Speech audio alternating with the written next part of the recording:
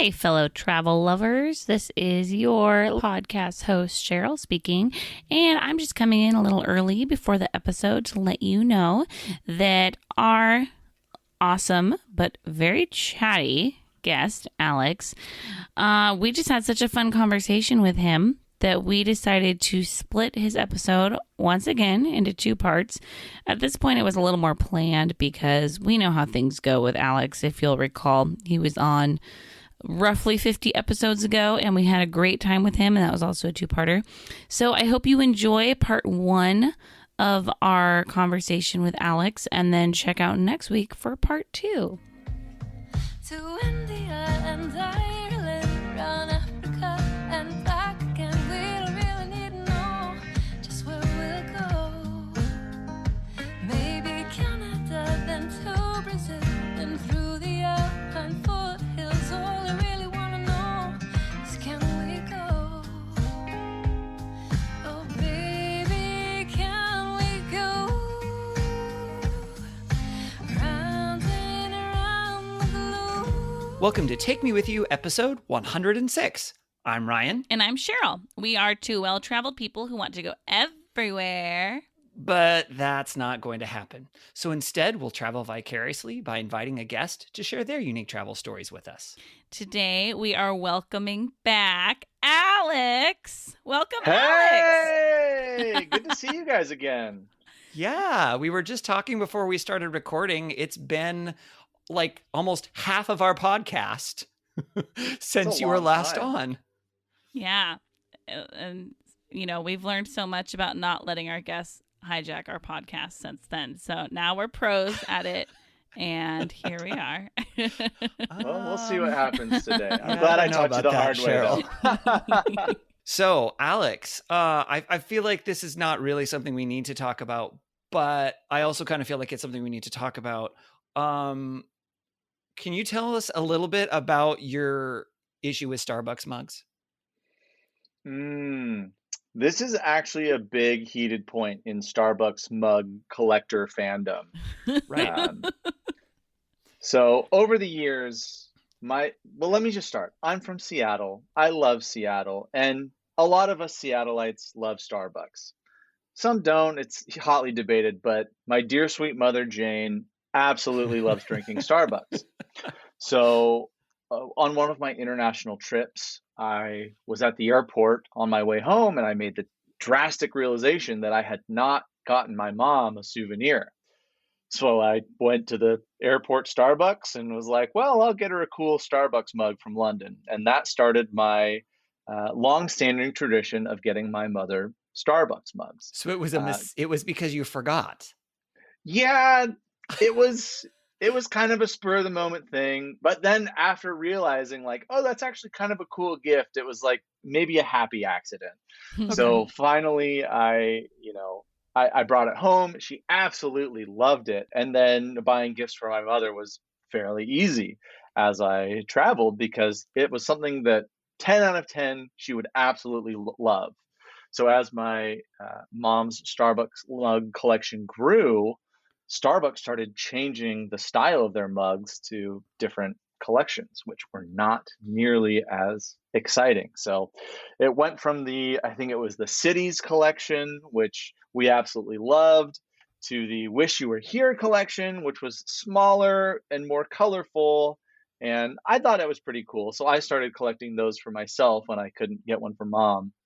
And then recently they have changed to a new style that does not strike my fancy called the Been There style. And so I fear that I am at the end of my Starbucks mug collecting tear as the world converts to these new Starbucks mugs. And I wait with bated breath to see what they come up with next. But Also, the title "Been There" sounds like they're over it, which is pretty funny as well.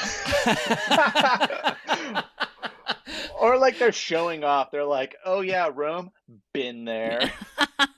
I mean, Yeah. Okay, let's be fair. And let me just clarify for our listeners, the reason that I brought this up is because we've actually already had a relatively long conversation about this. And we all now have pulled our Starbucks mugs to be with us as we're recording here.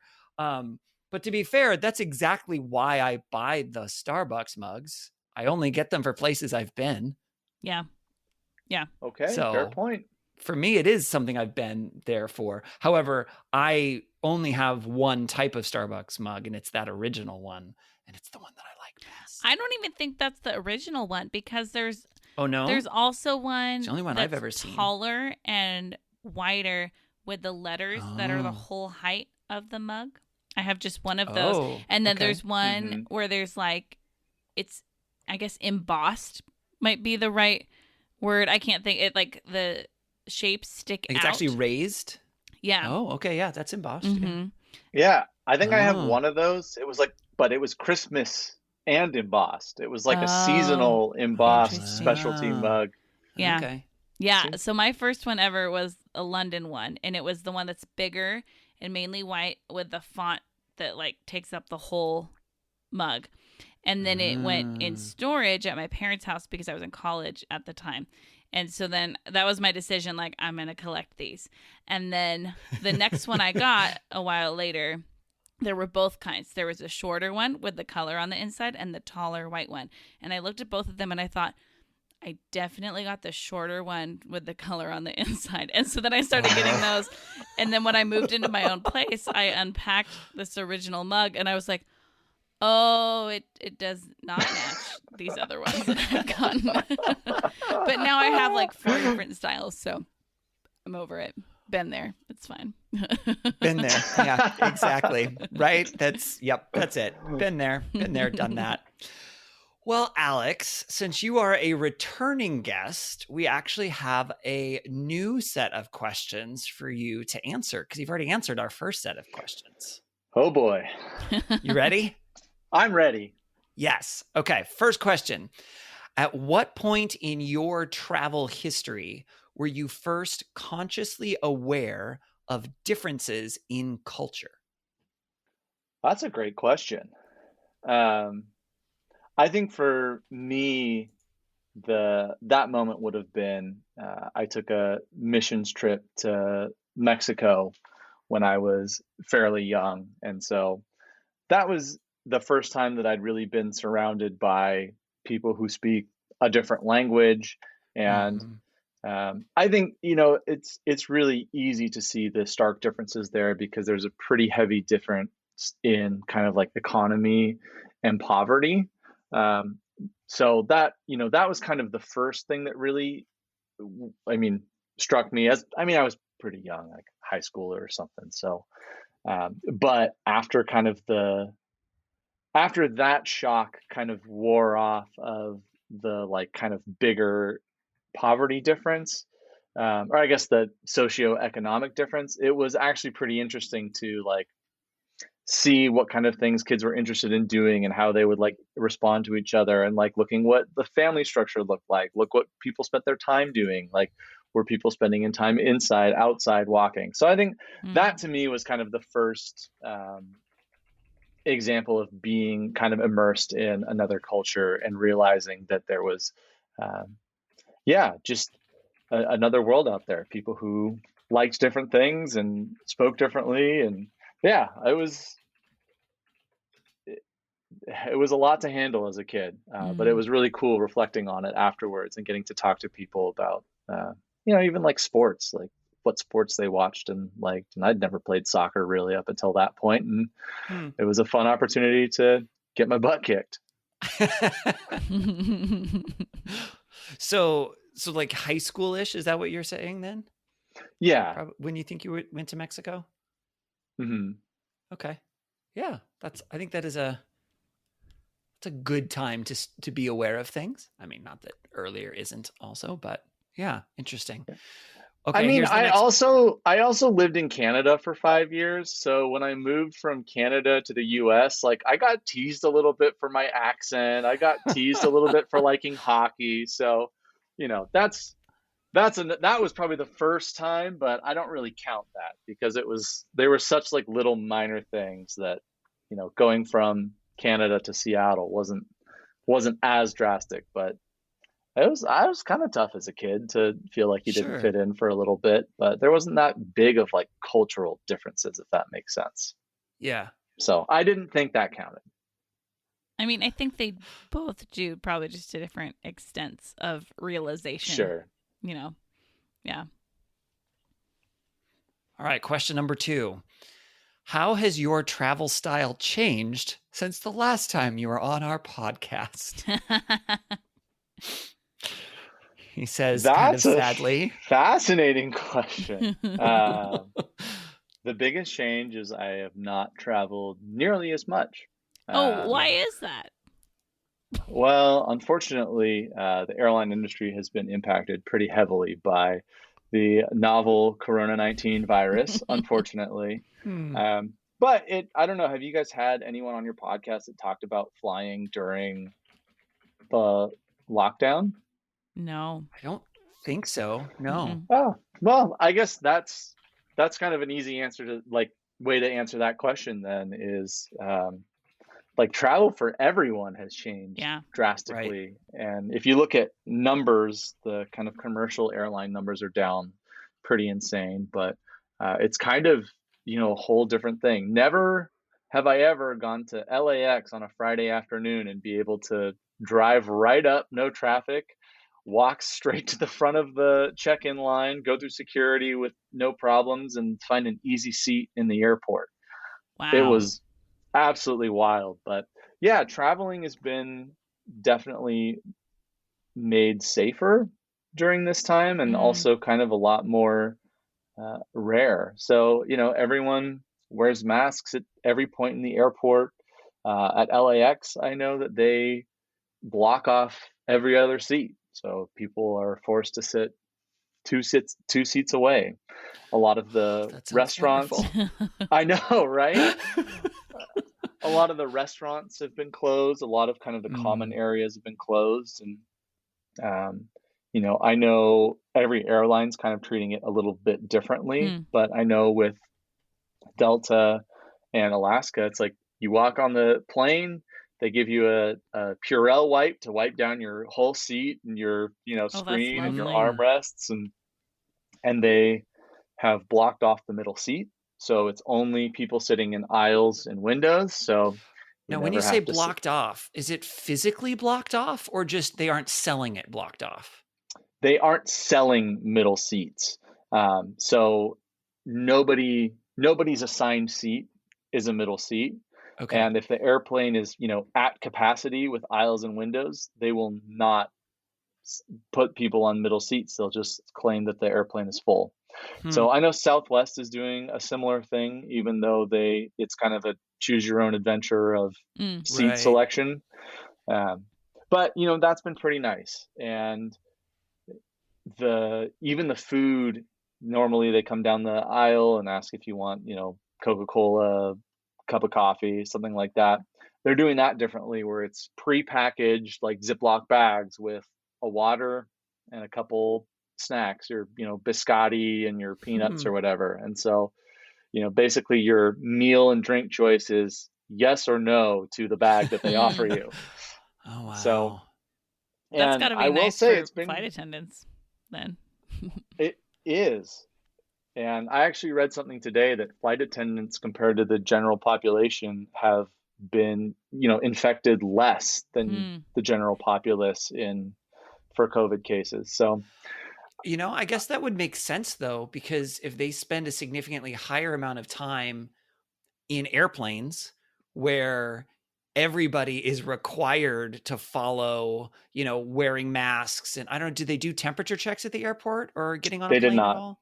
Okay. But at least everyone has to wear a mask. I'm assuming you have to keep it on at your seat unless you're eating or drinking. That's correct. Yeah. Yeah. So, and I like that idea of you get to wipe down your own seat. That makes sense to me on two levels. One is it's more time efficient as opposed to having, one or two or three people wipe down all of them. But then two, that gives the individual the sense that I know it's clean because I just cleaned it. Yeah. Which I think is really smart. Yeah. So, I mean, I overall was very impressed with what flying looks like nowadays. And, I felt safe. And I think my mom or my sister was telling me that she was on a flight pretty recently and, passengers had kind of taking their mask off to eat and then didn't really put it on. And the flight attendant, like, pretty sternly was like, "I'm sorry, sir, you need to put that mask on." And people complied. So, I think it's tough when you're stuck in a metal tube with a bunch of strangers. You can't control much of your situation there. Yeah. So yeah, travel's changed quite a bit for me, but it's changed quite a bit for everyone. And I think especially knowing, what we know about this virus, it seems pretty safe. And I'm glad that, it breaks my heart that I can't travel recreationally like, I wish I could have this year. But Yeah. this too shall pass. Yeah. We'll get back at it, travel the world again, and give you more good podcast content. Oh, but good. yeah, that's the state of current airplane travel. It's Interesting. it feels pretty safe, but also, I'm sure my experience isn't the same as everybody's experience. So Right. yeah. Interesting. Thank you for sharing. I actually hadn't heard that level of detail about what it's like to fly. So that's really interesting to hear. Okay. It's really easy to get overhead bag space. The overhead bins, come you on, go. baby. It's great. Although, and I don't know, maybe it's just because I'm weird or don't fly when it haven't flown, when it's been super big. I've never had trouble finding overhead space. Like, everybody always freaks out about it.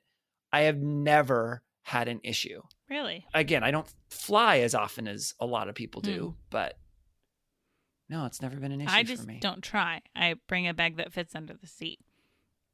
And so then, Yeah. and I just don't have to be a part of the mad rush of people trying to get on the airplane sooner, which is weird. But it's because of the space. Yeah. Yeah. Well, but see, even then, I don't rush to get on the plane because I'm like, I'm just going to sit there for a bunch of hours. Yeah. Why would I want to really, really quickly get on there and sit? Mm-hmm. Like, so I just, when my boarding group is called or whatever, I'll get in line and then go on. And then I find a spot and there's usually space somewhere in the overhead bin. I don't know. Maybe I'm just lucky. I think you've had some good fortunes with your overhead space. But flying now, not a problem. It's the upside for me 10 times out of 10. Perfect. All right, Alex, last intro question, and then we'll dive into your travel story. What, I enjoy this question. Oh boy. What is something that you've done while traveling that you never want to do again? It actually happened January 1st of this year. Oh. I was or maybe it was January 2nd, but regardless, I was coming back to Los Angeles from the holidays with my family in Seattle. And I was sitting in a lounge and had made a new friend. And so we were talking about life. We were having a drink or two, nothing overly dramatic. But I kind of knew in my head how long it would take me to get to my gate. And it's like, okay, well, the gate usually closes like 10 minutes before the departure time. So I kind of did the backwards math in my head, thinking like, okay, yeah, I can leave at, 20 minutes before my departure time, and I'll be able to sneak on the plane with a couple minutes to spare and take off. And so I do that, and I get to the gate, and they're like, oh yeah, no, the gate's already closed. And I ask, wait, aren't you supposed to do that 10 minutes before departure time? And they're like, yeah, usually on busy flights, but pretty much everyone had boarded this one. So we just decided to close the gate. So I missed my flight because I thought I was being sneaky and well calculated. And that's something that I never want to do again. So I used to laugh at the people who would be like, oh, we need to get there 3 hours early and sit at the gate super early. And, I've never been a last minute plane boarder, but I've never been too worried about, missing a flight. And I risked it. And I had to wait at the airport for another 4.5 hours for the next flight down to LA they could get me on. So, yes. So if it were like before the holidays, it could have taken me another day or two to get on a Yeah. flight. Yeah. So Yeah. I learned my lesson the hard way, and that's something I never ever want to do again with travel is try and wait till the last minute. Because I tell you what, as much as the extra 5 or 10 minutes to grab an extra drink really is fun, it's not worth the extra 4.5 hours of sitting in a terminal hoping you get on the next flight. Oh, Well, and boy. it's so funny that you were in the airport. It's not like, oh, traffic or the security line was really long. Like, you were just there, but not quite in the right spot. And it wasn't even an accident. It was all intentional. I was like, I know the timing. I know I'll be good. Have you guys ever missed a flight before? No. Yes. Yes, I when I was well, actually I've missed a couple of flights, but only one of them, well, from whether or not my fault, because I was actually I was with your mom when we missed a flight, Alex. We were flying back from Slovenia, and we had gotten into, I think it was San Francisco, I think is where we flew into, and I don't think it was always this way, but a couple of years ago, the process changed. When you come back at an international airport, they make you go through security again in the US.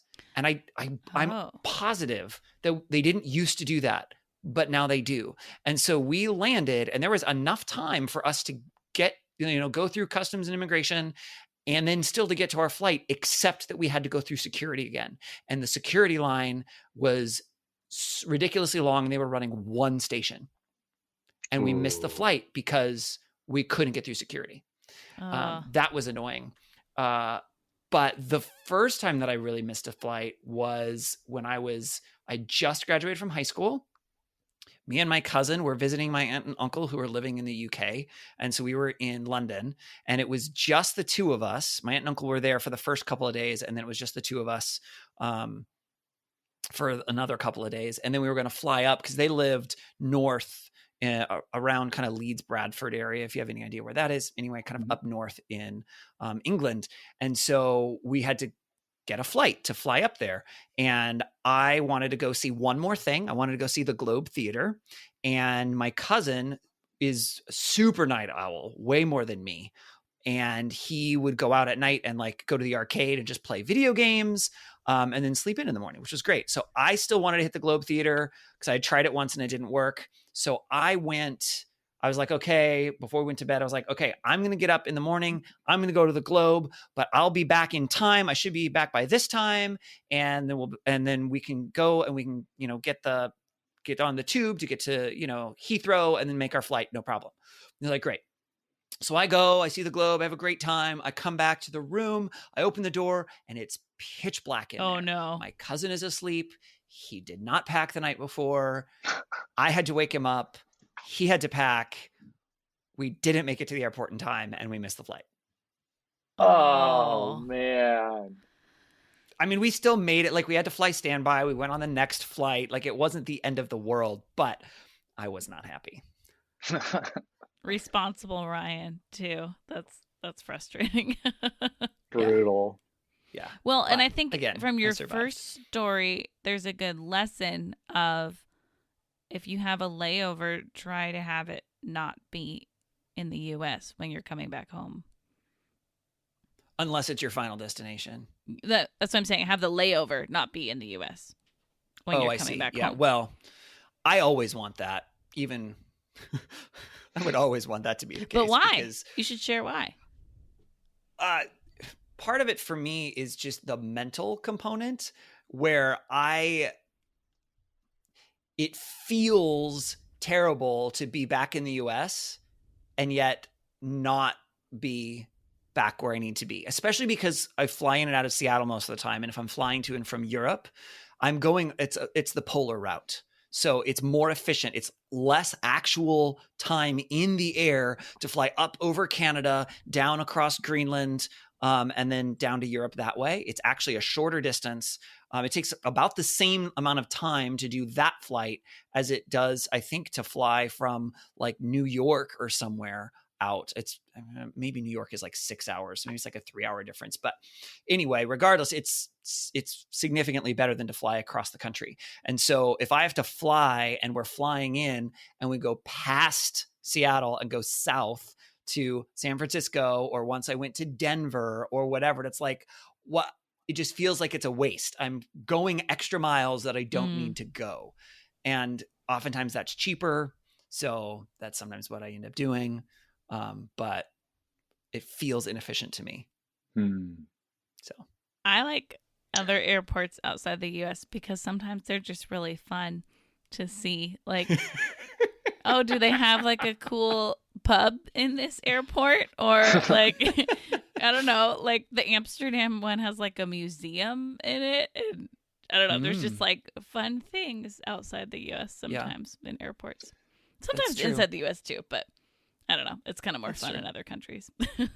Usually there will be a really great like duty free that you have to walk through. And so what we would always do is, usually if we were laying over in Europe, we had to wake up early, and I don't know if all of our party showered. So a tradition, especially for our work trips, is whenever we would get to a airport that we were connecting through, we'd go straight to the duty free and we'd sample some of the colognes and find the one. Put a little Wouldn't that spritz mask on the stench better? and we smelled so good going onto those airplanes. I tell you what.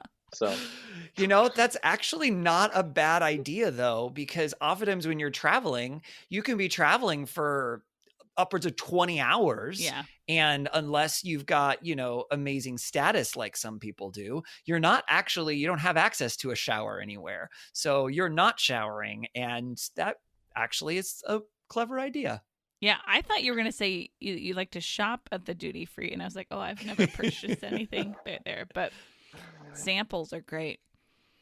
Samples are wonderful. Yeah. And especially on a long travel day, just the right fragrance can do wonders. The voice of experience. And so now, Alex, if you can take that voice of experience, what travel adventure are you going to share with us today?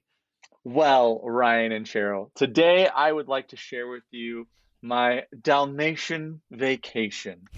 Ooh. It's a vacation to the Dalmatian coast, which is, so I have always loved hearing stories about people going to Croatia. From when I had friends in Eastern Europe, they would say, oh yeah, all of us Eastern Europeans, like, we'll go on vacation in Croatia. And I said, oh, that sounds good. And Game of Thrones comes out and all of these gorgeous, gorgeous places you see, filming locations in Croatia. I thought, well, how about that?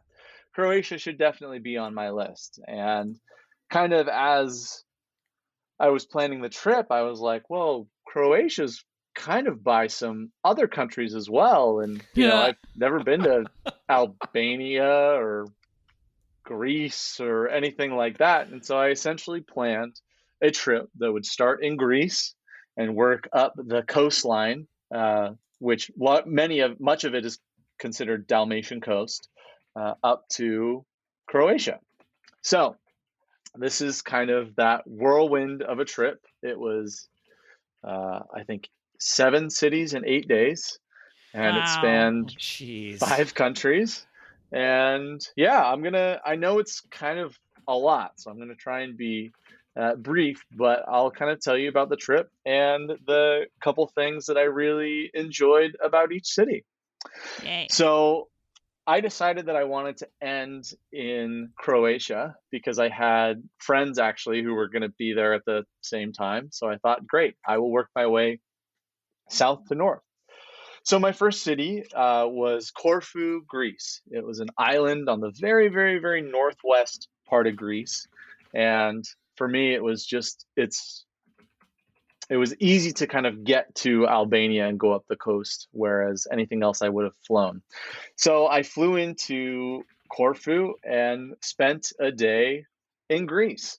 My favorite part about that city is there's this like kind of old fort that juts out kind of over the water. And so it's a super, super cool place to go and explore and hike around. And there are like ruins from different, I guess, people groups that lived there. Oh, interesting. And one of the things that I really kind of wanted to see is like the classic, like Greek architecture, the columns, the pillars.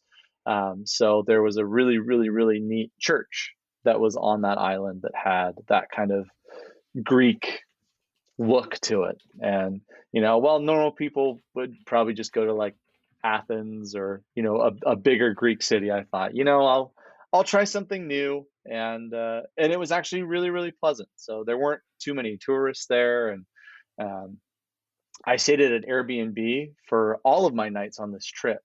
And the strategy there was to kind of get to a spot, talk to the Airbnb host and get their take on where I should go, what I should eat, what I should see, based on kind of what maybe some of their other Airbnb guests have said, or, most of them had lived in this city for years and years and years and years. So the Airbnb host there gave me kind of a good tip is there's a really neat outdoor market that is really, really busy during the day, and there's a decent amount of tourists there during the day, but in the evening, like as the sun goes down, a lot of the kind of tourism goes to restaurants and goes inside, and it's just like a really cool gathering spot. So I grabbed some gelato or ice cream, and that was gelato for sure. Grabbed some gelato, walked down the street, and it was just kind of cool to see. Like a lot of the vendors were kind of, at the end of their day, they had maybe an hour left. So, and, their kids were running around, and it was a pretty cool slice of just life without tourists, or that town without tourists. So that was probably my most enjoyable part of that city, was just kind of walking as the sun was going down, and the streets were beautiful and like the red sunlight, and just kind of seeing this slice of all of these shopkeepers' lives as they were kind of packing up for the day, and kind of talking to the other shopkeepers. So that was Corfu. You talked about wanting to avoid touristy places. Have you been to Athens or anywhere else in Greece, or was that your first experience in Greece? So this was actually my first experience in Greece, and my rationale is if I were to go to Athens or to another big Greek city, I would probably want to make more of a trip out of it. There are a lot of like really great spots in Greece. And so I figure that would be something to do in the future with a group that would want to go and see Greece. This was my first real solo trip. And I figured it was a cool opportunity because I like just to see as much as possible in as little time as possible. And I knew that if I was with other people, they might not be super excited about that. So this was my first experience with Greece, and I knew, and I fully do want to go back to the larger cities or to the coastline someday, but I feel like that would be with different company. This trip was very focused and very intent on hitting all of these cities just to see where I would want to come back to. And a little sample platter. Exactly. Because I can always come back, but, most people don't bother going to, Albania or Montenegro. And so I thought, I'm just going to go see what it's all about. Cool. So, yeah, I fell asleep and woke up at 4 a.m. the next morning to run to a ferry that took me across to Albania. I hopped on a bus and then got into the capital of Albania the next day, which is Tirana. And yeah, in classic fashion, got to the Airbnb, talked to the Airbnb hostess for about 5 or 10 minutes, and was like, okay, where's your favorite restaurant to eat at? Where'd you go last month? What was your favorite meal? And so I got a couple recommendations and grabbed a little day pack and walked for the next 12 hours in Tirana to see what it had. So some highlights there were their town square is really, really, really cool. It's kind of, I feel like it's bigger than most of like the city squares that I've been to. And it had like a really, really big museum on one side, and it was just really, really neat. So as I was walking, that was the first thing that I was like, this is actually, I never would have thought to come to this town, but I was already getting some good vibes from Albania. So in a lot of these kind of former communist countries, they all kind of do, I would say, a pretty good job of having museums dedicated to the different periods of their history. What they did in Tirana is they had taken old like Cold War bunkers, preserved them, and turned them into Cold War museums. And so Wow. there's one outside of town that was like an old, maybe an airplane hangar. It was like a really, really big bunker outside of town that was a little bit too far for me, but they had kind of a smaller one in town. And so that was like really neat to kind of get a slice of history, to go and walk in an actual like communist era bunker and talk to people there who were, you know, alive and experiencing things during that era, and kind of seeing what went on then. I love history, and I think I especially love kind of the history of Eastern and Southeastern Europe. And so it was a pretty cool thing just to go, and it's easy to see things in like a museum, but this was really different for me because it was actually in like a bunker they would have used. Yeah. Did you do a tour of some kind, or did you just kind of walk around yourself, or what was that experience like in the museum? Yeah, so it was pretty small, so there weren't any, I don't think, guided tours that went around, but all of the writing on the walls from, you know, exhibit pieces were in, I think, 3 different languages. So I didn't have a problem kind of walking around and reading what all of the exhibits were. And then I think they also had the little headsets that you could rent and type in the number on the wall. So I got one of those as well for the things that I was particularly interested in, and it was really neat. So yeah, that was kind of a really unique museum experience. And then the traveling alone is something that I rarely do. And so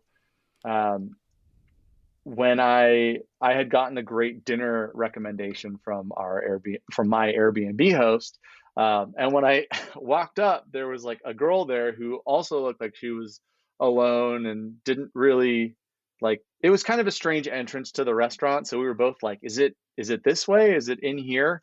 And we ended up eating dinner together. And so it was like really cool. I met a girl named Barbara from Germany who was on like a crazy road trip. And that's so cool. That sounds like a think movie. As it you watch too many movies, but yeah, it was okay. Very cool. And I think one of my fears of kind of solo travel was that I like meeting people and talking to people, and I didn't really think I would get much of that. So it was like a really cool moment where, you know, I imagine a lot of people get these in like hostels.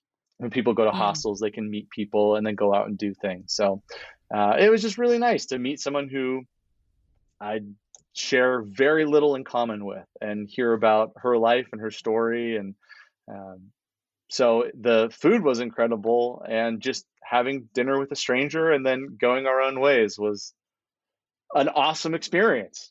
Something completely unexpected, but I will never forget that. And how many years have you guys been married now? Oh yeah, no, not a movie, Cheryl. We're not in a movie. Okay, got it.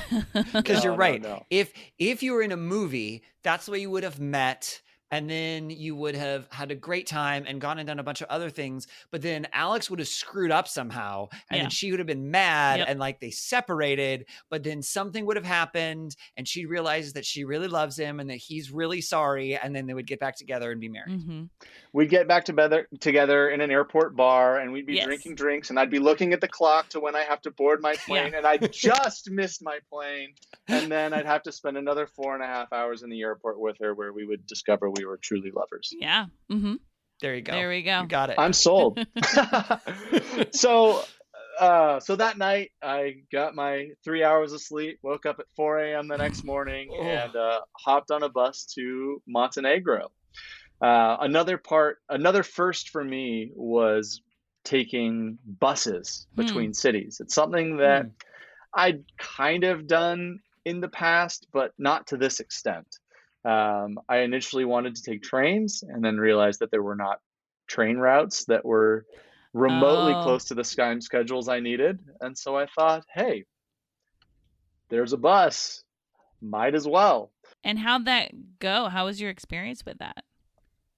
It was pretty awesome. Yeah. I mean, buses definitely can get a little toasty when you're driving in the summer in warm regions, but for the most part, it was kind of a lot of fun because it felt like it was mostly locals, people traveling, within the region. And I could always tell when there were other people who were, generally in my demographic age range, like who are interested in talking. Like I met some awesome people on buses and like, you have a 4-hour conversation and then you say goodbye and that's awesome. So. And logistically, did you get tickets in advance for each of these? Because obviously you knew the time of the bus because you got up at 4 a.m. Unless you just enjoy doing that. Some of them I did. Okay. Some of them I just, I went on Google or TripAdvisor or whatever it is and kind of read the reviews to see, some of them it was like difficult to figure out where the bus actually even picks you up. So kind of in that discovery, a lot of them were like, oh yeah, don't get a ticket, just bring cash and give it to the bus driver. And I was like, okay, cool. That's easy. But for most of them, I did kind of go on the ferry schedules and bus schedules and booked a ticket beforehand, which even if it hadn't worked out for some reason, the bus tickets were like 10 to 15 euros. So it was much more affordable than any of the train tickets that I've bought going that far of distance. So, I was like, worst case scenario, they don't accept this ticket and I'm only out 10 to 15 euros because I'll just buy another one there. So, the buses were nice enough, I guess, comfortable enough. I just would mainly go and sleep, and then I made my way through all of the Lord of the Rings extended editions. So, it makes bus rides go a lot faster. So the next city I went to was Podgorica, Montenegro, and I showed up to town and I talked to my Airbnb host as one does. And I'm like, all right, I've got some ideas, but tell me, what do I need to do here? And he goes, why the heck would you come here? There's nothing to do here.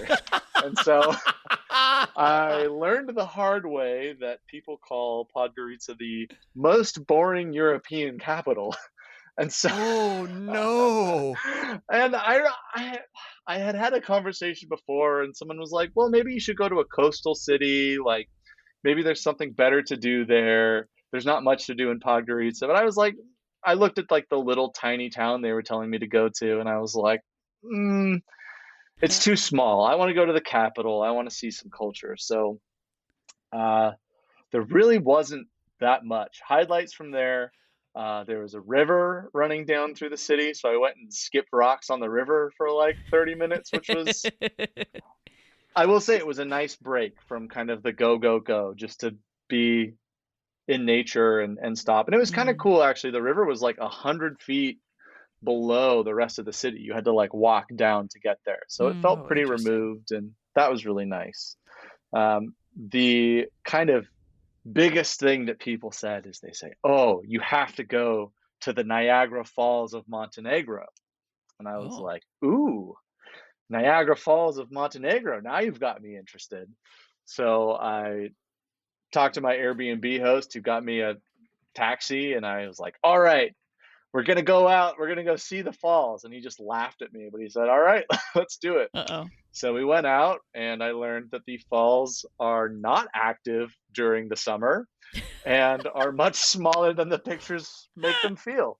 Oh So no. I pulled up a table with the cab driver and was like, well, let me buy you a Coke at least. So we sat and had a drink on this like stagnant river, and had a good chuckle. So we talked about life, and he asked me about my background, and I asked him about his life. So it was fun. We had a good time. But I tell you what, if I were looking for top 10 recommendations of cities that you can't miss, like no disrespect for anybody who lives here, but Podgorica, Montenegro is not among the tops.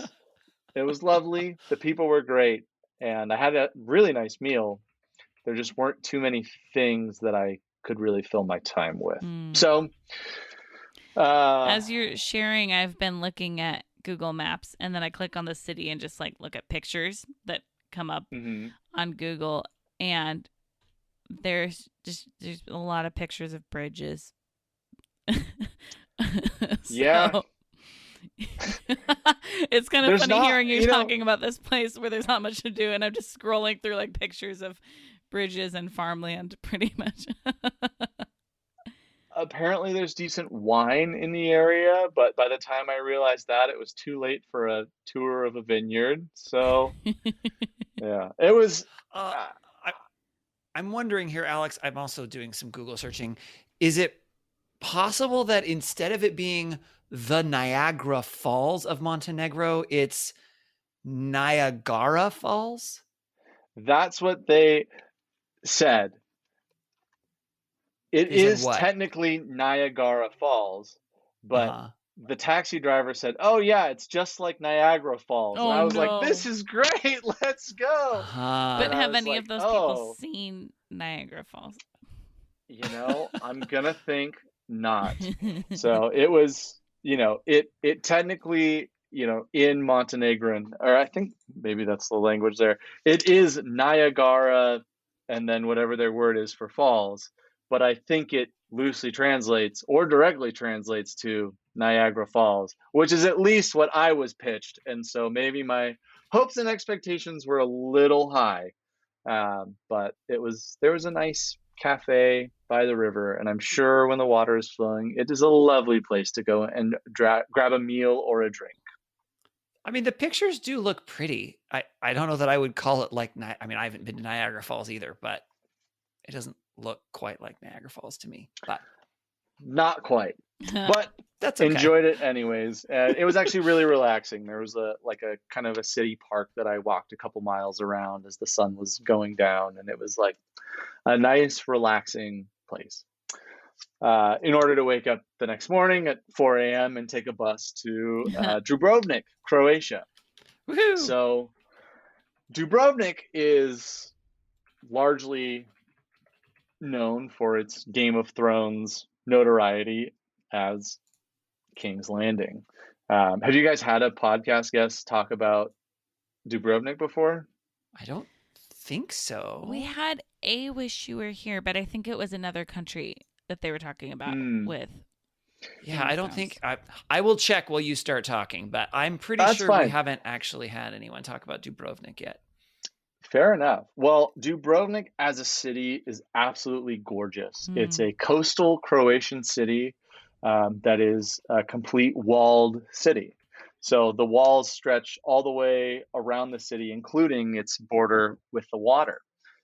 So it's, as you can imagine, absolutely gorgeous. And I had perfect weather for the 2 days I was there. My big highlights there. One, I treated myself to a really nice Airbnb. After sleeping in like kind of more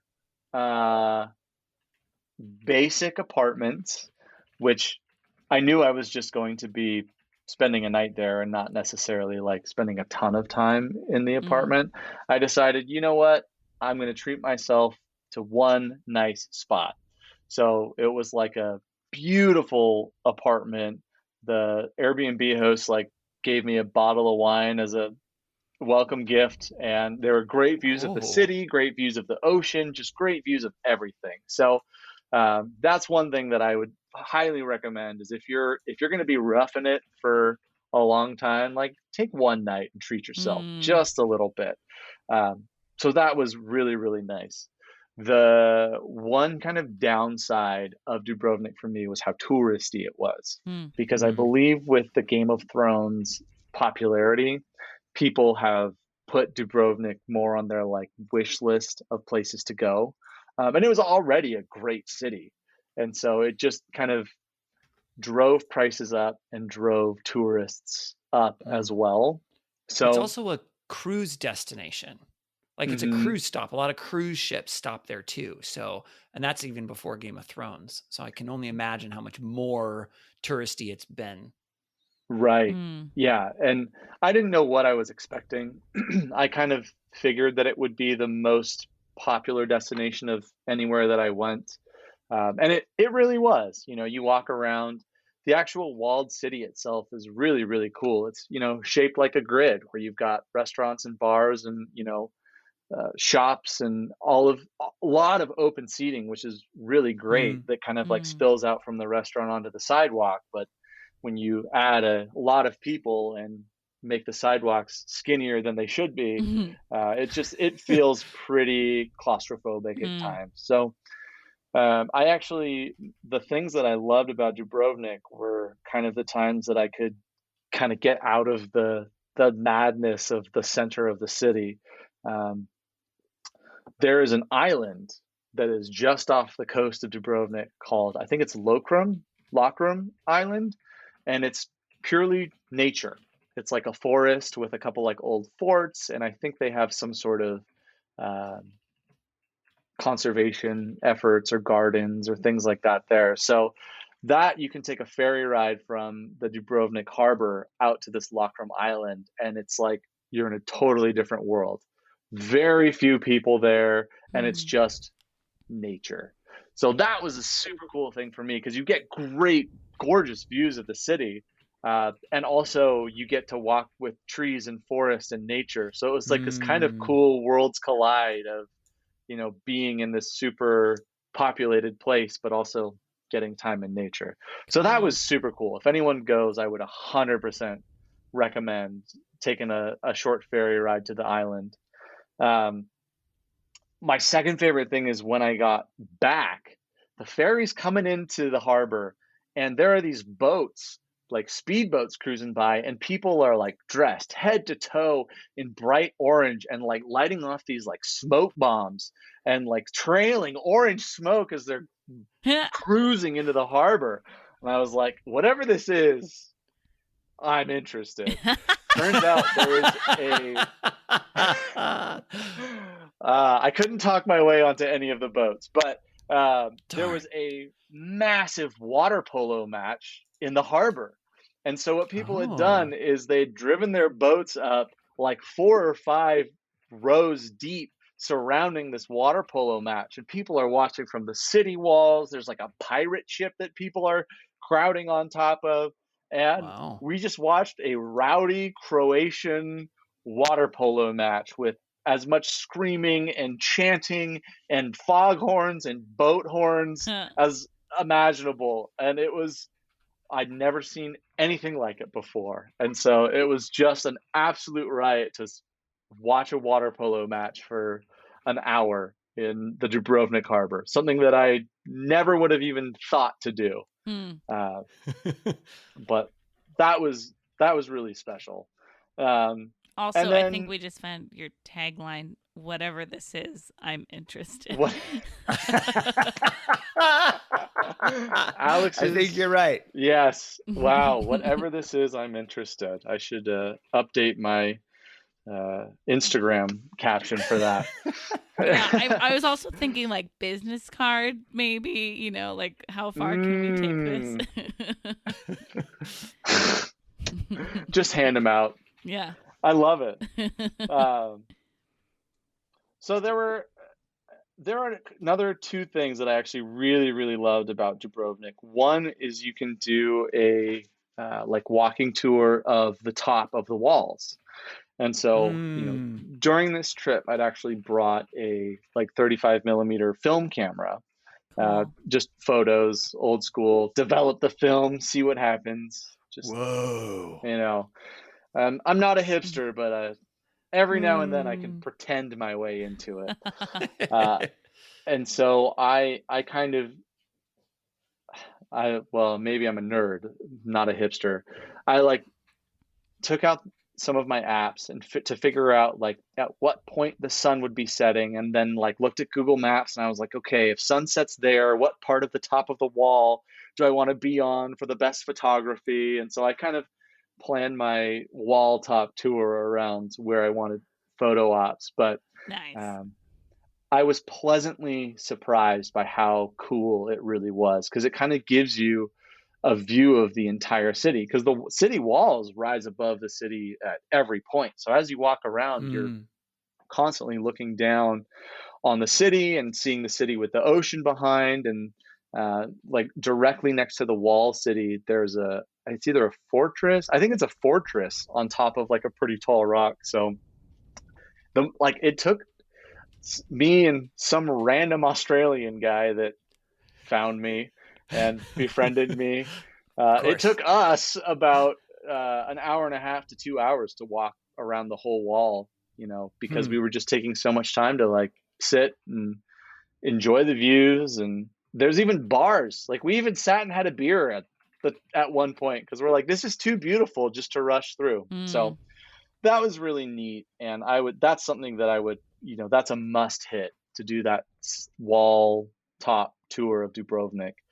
And then my other must hit is there's one bar that we found where the actual like bar and seating area is outside of the city walls, but inside of the ocean.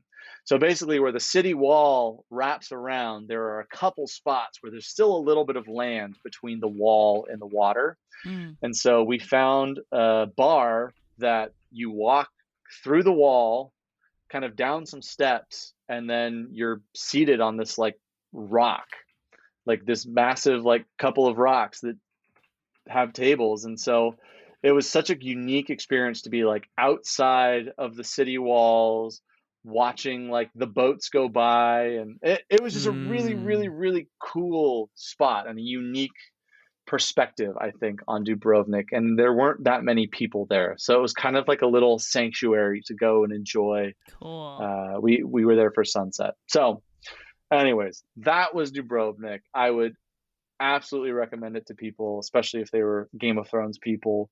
But just beware that there's going to be a million people and it's probably going to be really expensive. So although there's probably not a million people right now, and even if it was expensive, it's probably a little cheaper.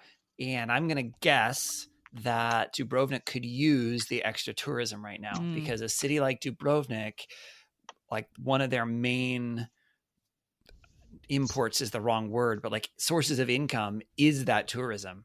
And with COVID-19, I'm sure that they've taken a huge hit. I know just up the coast a little bit, Split has taken a huge hit because of COVID-19. So yeah. Well, if you can travel safely and if they'll let you in, right, they'll let Americans in. It might be a great time to do Dubrovnik. So after that, I kind of thought that was going to be the highlight of my trip. I thought, and you never want to think this, or it's like, oh, it's all downhill from there. But I really enjoyed Dubrovnik. I'd spent, good time, had the cool Airbnb, and was pleasantly surprised when the next city I went to, which I had no expectations for, ended up being my favorite. So after Dubrovnik, I went to Mostar, Bosnia and Herzegovina. So going into this, I hadn't done too much reading. All I knew is that there was a really cool bridge that went over the river in the center of town. And okay. So that was really it. And I knew that I wanted to go to Bosnia and Herzegovina. So while I was on the bus there, I started doing some reading. And in the region there, within the last 20 to 30 years, has been a very intense war. and like civil war / genocide / it was religious and ethnic based fighting with Wow. like guns and explosions. And I had not really learned about that much in like high school growing up, or just in American culture. It's not like they really talk about the, Bosnian Herzegovina war and some of the atrocities that were taking place there. So Yeah.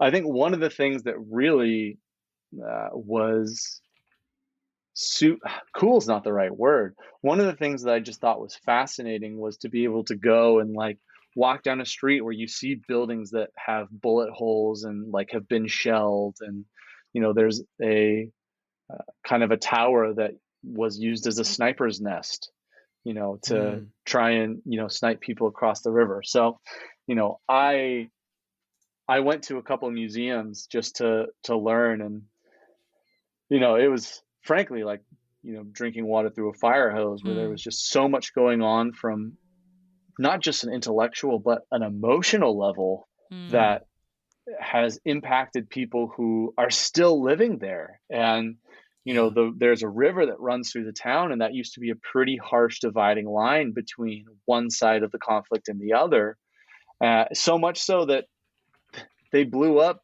a super ancient bridge just to prevent people crossing over. And so it was pretty wild to learn just so much so quickly, and be able to talk to people. And definitely don't, I'm not one to start conversations like, so tell me about the conflict, but in talking to people, like, it would come up as I would say that I'm learning about the history here, and people would kind of give me their perspective. So that was I was not expecting that one bit. And the city itself is super neat because there's a giant gorgeous mosque, and then there's like also giant gorgeous churches.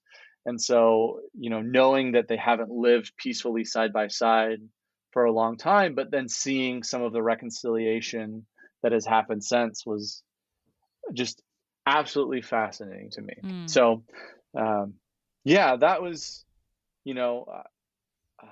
a lot of us love travel, and it's like fun to eat good food and see cool things, but for me this was like a really important moment for me, because it wasn't just traveling, it was history. It was being able to empathize with people. It was being able to come and like really feel the hurt of a city. So that was kind of one of the most meaningful travel moments I've had in a long time, because it was unexpected, and yeah, it was more than just a fun stop. It was a meaningful stop. So that being said, there is some cool fun things to do there. So the bridge that had been broken, they rebuilt, and I think it was I mean, I'm sure that Cheryl will find the year, but the bridge was originally built in, I think, the 1400s or the 1600s by like the Ottomans or something. Like, it was a very old, very interesting, intricate, and like actually pretty technologically advanced bridge for the time. And so they had rebuilt it, and now there's like a kind of tradition of people who jump off the bridge, like huge tall bridge, and people will kind of like go around asking for money, and when they get enough they'll jump off of it. So like into the river below, and it's actually like pretty dangerous, but these guys learn and they do it. So that was really neat and absolutely gorgeous. One of the most beautiful cities I've ever been to. 1557. 1557. So that's not that far off, to be fair. I said between 14 and 16, right? Yeah. 15? You got it. And it was rebuilt in 2004. 2004.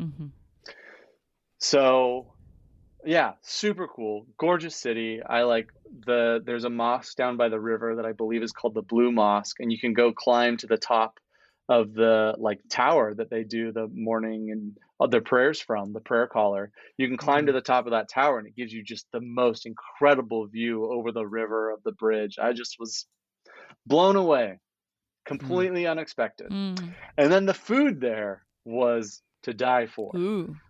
They have a barbecue called, Ryan, you've probably had it, cevapcici. Oh, I love cevapcici. So imagine like those little like breakfast sausages that you get at Denny's or something, Okay. but it's like barbecue. It's like this, the barbecue food, they like mold it into the like kind of small sausage like thing, and they serve it with pita, and they serve it with like a cream, and they serve it with like a, what's that red sauce? It's like, Ivar. yeah, it's Oh, unbelievable. One of the best meals I've ever had was it's just so good. That's my huge not plate. my favorite, but that's one of my favorite things about that part of the world. And I'm trying to remember, is that because I've had it in Slovenia and I've had it in Croatia, but it's not Slovenian or Croatian. I think it's Bosnian. I'm pretty sure it's Bosnian as well. Yeah. Because Yeah. it was everywhere. Now I'm So- gonna look it up. I'm just Yeah, so please happy do. that Ryan has opinions about food right now that are not ice cream. Wow, is that rare? Well, I'm the foodie. Oh man, I want to talk. This should just be like a food travel podcast, and Ryan For you, it usually should be. doesn't care unless it's dessert. So this is very exciting to see him Yep. like Okay. having dreamy eyes about food. It's so good. No, so here it is. Cevapi or cevapcici is a grilled dish of minced meat found traditionally in the countries of Southeast Europe. It is considered a national dish of Bosnia and Herzegovina and is also common in Croatia, Serbia, Montenegro, North Macedonia, Kosovo, Slovenia, and Albania. But it's the And it's national so dish. good. There you go. And it's real good. There used to be a place in Seattle that actually served it. I don't know if they're still there or not, but Well, I'll let you know. Yeah. sorry, I derailed us. And yes, Cheryl, of all things with food, weird. I know. I love it. Well, I tell you, it is that good. If you ever are in that part of the world and have the ability to get some cevap or cevapcici, which good luck spelling that too. It's Yeah, I don't even know cevapcici. what letters were involved there. I will, It's- you know, A bunch of C's because they have a C and then they also have a C with a hat on it, which makes the ch sound. So I think, yeah, it's like cevapcici. I don't know. That's my guess. I might be wrong. That's very close, actually. Yeah. Also, we So- should mention that Alex has note cards, and I'm so excited about this. Wow, This didn't I come can't up believe yet, you're but- telling everybody about my secret. Oh, but it's because you're so well organized. I just thought people could think that my mind just thinks really well and not that I'm like crazy forgetful and have to write everything down or else I'll forget. To me, writing note cards is a sign of your mind working really well. How about a dish that is spelled Cevapi? Yep. So It's a shortened that's- version of it, yeah. Yeah, it is. It's There the same is thing. a place Cevapi. Are we in Seattle? In Seattle, Sarajevo Restaurant and Sarajevo. Lounge. Yep. Yeah. I've actually been there before. Sarajevo. Because Sarajevo is the. Oh boy, I'm gonna look just to double check. It's the capital of. Yeah. It's the capital of Bosnia Herzegovina. That dish looks Yeah. It great. is. I like And meat. fu- That looks great. Oh, it's real good. It's real good. It's one of my favorite meals in the entire world. I know we've been talking about it for like the last 18 Fine. minutes, but that's because it's so good. If the one takeaway from this entire episode is, Yes. that cevapcici stuff sounds interesting, that is a great takeaway. It is a wonderful takeaway. And what's funny is it's so simple because it just looks like little sausages, but they don't taste like sausages.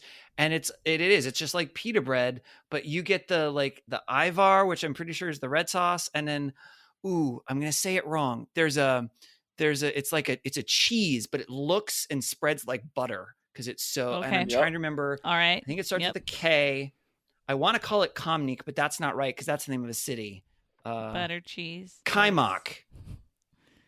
I think it's called Okay. Kaimak. I think That that's the sounds name of about it. right. Yeah.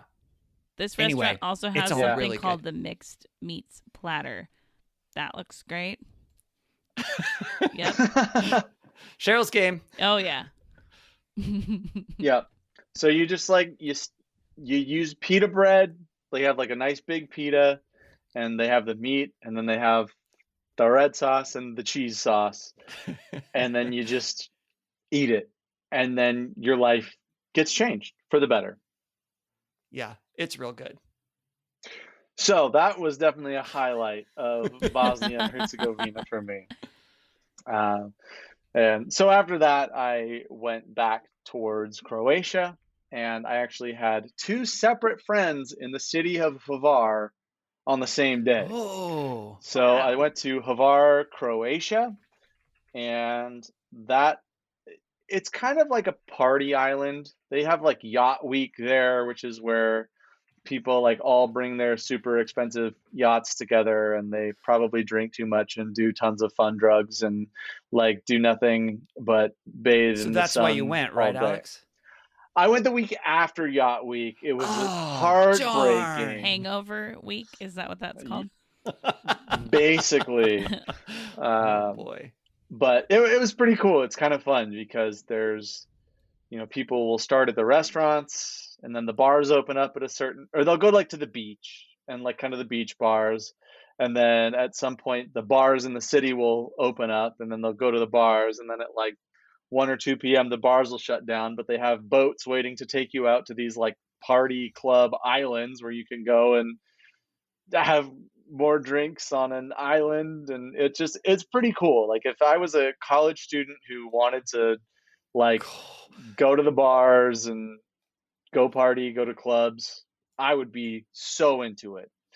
I am unfortunately not a college student, and the club scene is not necessarily my go-to, but if it was, man, I tell you what, that would be a great place to do it. So what we actually did was I mainly just spent time with friends. So Ryan, Andrew Elder, Mm-hmm. so who would be a great podcast guest, by the way, after living abroad in London for a couple of years. Oh, cool. That's true. But he travels with food in mind. So he'll like travel to one of the top 10 rated restaurants like every year, wherever it is in the world. Like he went to the middle of nowhere, Norway, just for a meal. That's awesome. So super Cheryl, cool. sounds like your kind of yeah. podcast guest yeah. right there. Oh yeah. But so he had done all of his research and was like, guys, there's this restaurant here that has like black truffle, like seafood and pasta like you wouldn't believe. And so I said, I'm sold. Let's go.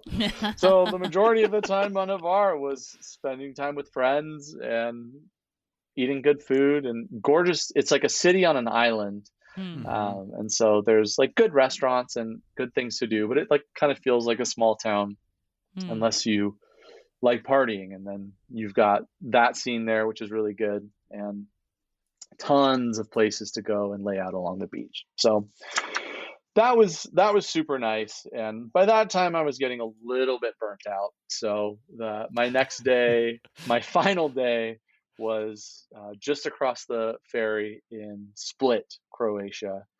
And I kind of just took the time to relax there. So during the day, I walked like 10 miles, and there's a cool park north of the city that had a lot of really good swim spots. So I went and swam for an hour or two, and then I spent the rest of the evening.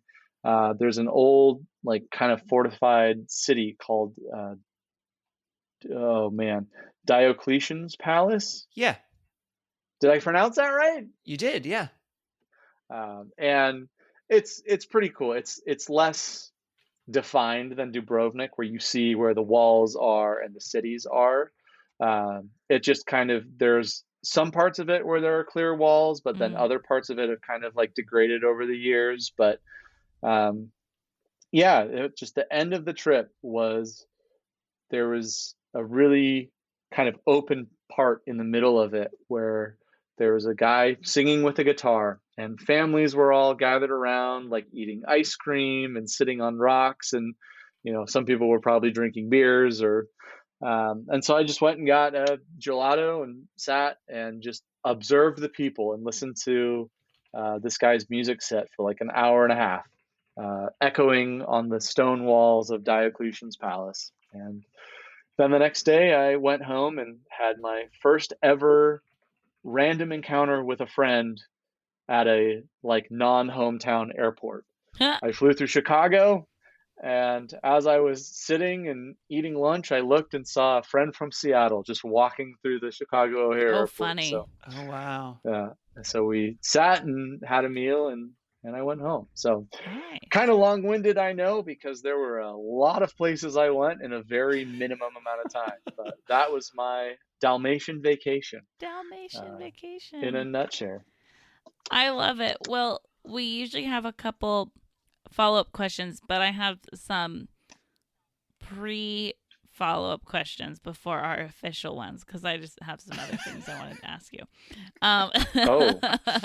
So I'm curious, this trip kind of being a sample platter of places where, you might want to book a whole trip going to, just that country. I'm curious, which of those places do you most want to revisit? That's a great question. I think the Dubrovnik was a place that I felt like I kind of had to rush through, because even though it is kind of small and popular, and I actually spent 2 days there, which was more than I spent anywhere else, I still kind of felt like there was more to see. I kind of rushed my way through as much as possible. But there are a lot of really neat things kind of outside the city walls as well. And I feel like I would want more time there. And I would also want to do that with somebody, like with somebody. That was fun doing solo, but I feel like that would be a really cool one to like experience with people. And it's also not far away from Bosnia and Herzegovina. So if I had to take a trip back, I would probably do like Sarajevo, Mostar, and Dubrovnik as kind of a trip, and spend like 3 days in Dubrovnik, and then 1 or 2 days, probably 2 or 3 days in Bosnia and Herzegovina. Cool. That's awesome. And you're talking about, traveling solo, which all three of us have done. But I'm curious, what advice do you have for other people if they've never traveled solo before and they're considering it? Yeah, I mean, I think I didn't know what to expect. I've pretty much always traveled with people. And the reason why I chose to do this one solo is because I think I knew the pace that I wanted to go, and the like amount of distance I wanted to cover was kind of unique. Like I don't spend that much time with people where I would say, oh yeah, hey, would you want to come wake up at 4 a.m. every morning, hop onto a hot, sweaty bus, take a 6-hour drive to a city, check into an Airbnb, walk around for 12 hours, get 4 hours of sleep, and do the same thing again tomorrow? I don't really see many people doing that. And so that kind of is the reason why I wanted to do this one solo. So I think my first piece of advice would be like, if there are a lot of things that you want to do, but you don't have friends that would want to do it with you, like doing it solo is a cool thing and something that I would recommend for everyone. Like, don't let a lack of people dissuade you from doing it. I like that. And then, yeah, like I think for solo travelers would always recommend an Airbnb over a hotel, because hotels are cool and you do have a concierge that can kind of help you out with things. But what I found, especially this trip with like Airbnb hosts, is they have been so good at helping me plan my time. And they've been a person that I can kind of interact with. Like, I'll get their phone number or message them on the Airbnb app. And so as I'm going along, usually I'd have a group of people to bounce ideas off of, or someone said, oh, I read about this museum, or someone else feels like getting gelato. When you're alone, you don't really have the ability to like bounce ideas off of other people. So in kind of going the Airbnb route, it's really nice because you can have a conversation with someone, and usually they're overjoyed to help you find what you're looking for. And so they'll say, oh, you want to know what museum is the most interesting? Like, oh, well, let me tell you. And they're super excited to show off their city and their country. And usually for the Airbnb hosts I've had, are very kind of active on their phone. So you can text or send a message, or like, hey, I'm in this part of town and I'm really like hungry. Like, do you have a spot that you would recommend here? So that kind of was, I think, the biggest thing for me, was kind of knowing that I always had somebody I could reach out to and ask questions for. And the other part of that is like planning ahead. If you're doing something solo, and I think,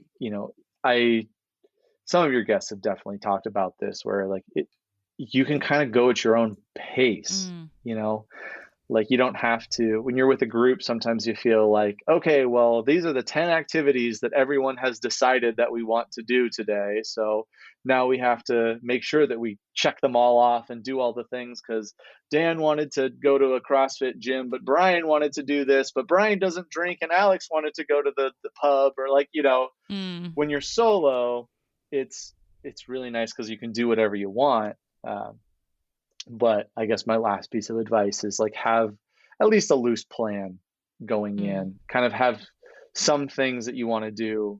But the beauty of it is, if you get to split and realize that you're tired and you want to just go swim, you just grab some trunks and go swim.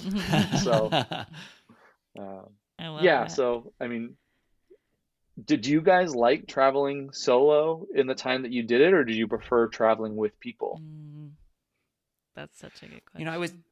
I was thinking about that as you were talking, and I think Cheryl's solo travel experience was very different from my solo travel experience. Yeah. At least the one that I'm thinking of for you. Yeah. I'm thinking of when you went to Spain. Is Yeah. that what you're thinking of, Cheryl? Mm-hmm. Because Cheryl traveled solo, but correct me if I'm wrong, but the majority of your trip, you stayed with people that either you already knew or someone you knew had connected you with. Yes. Yeah. Right? There was only one place I stayed where I was truly just like in a hotel on my own.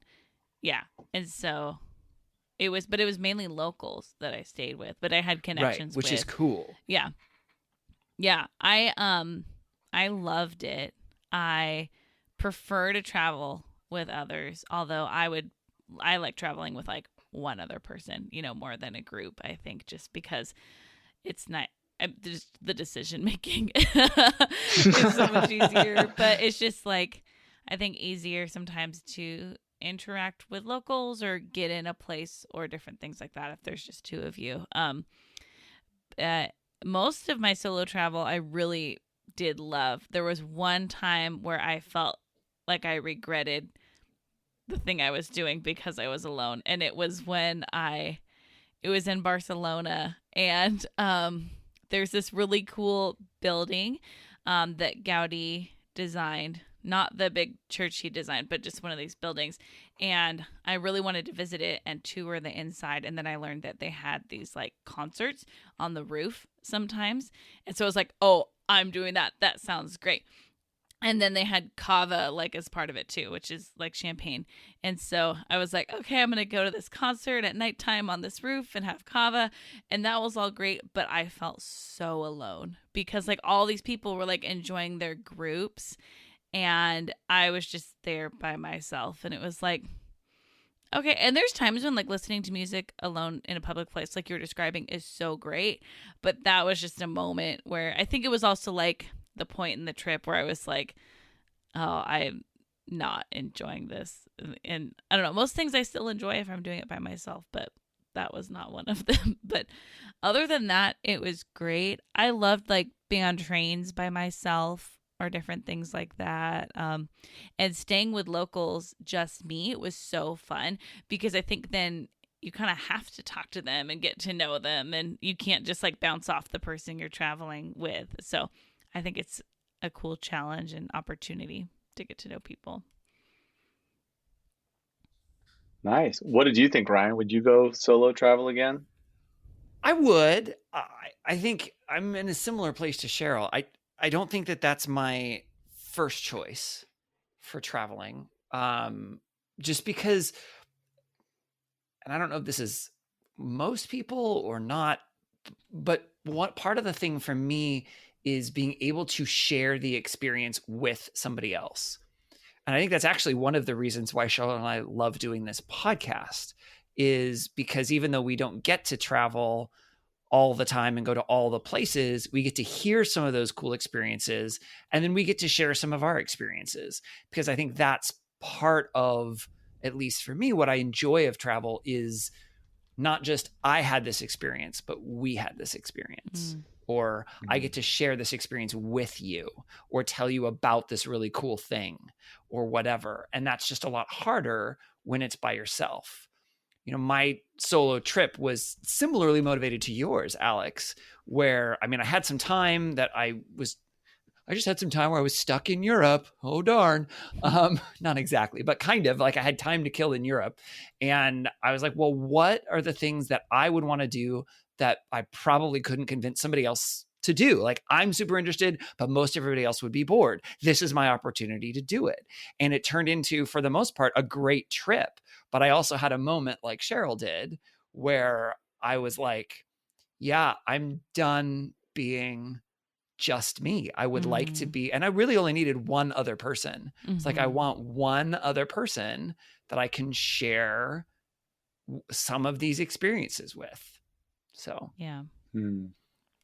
But I would totally travel alone again, because it wasn't like terrible. And there were some things that were great. You know, like you said, make your own schedule. I'm tired. I'm not going to go out anymore. I'm just going to sit on my bed and not talk to anyone. Or no, I feel like going out, or I'm going to get up super early, or whatever. I'm going to walk for 5 hours and I don't have to worry. I can spend all of the time in the Einstein Museum until it closes and not worry that everybody else is bored at the end waiting for me to leave. You know, What things a like that. specific example that was. Yeah. I mean, hypothetically. It feels like you were self-conscious about being in that museum, even though you didn't have anyone there to judge you. No. I wasn't self-conscious. I loved it, but I was there until it closed. Now, part of that was because I didn't arrive there super early and they were only open for a little while longer. But I did get towards the end and they're like, yeah. And they were like making announcements that like, okay, it's time to go. I'm like, can I not? Okay. Oh. Oh man, you shut that place down. Yeah, I did. Shut down the museum. Alex, Yes. based on the title of our podcast, Take Me With You. If you could take us with you to just one thing from this whole trip, what would it be and why? Oh man, that's a great question, Cheryl.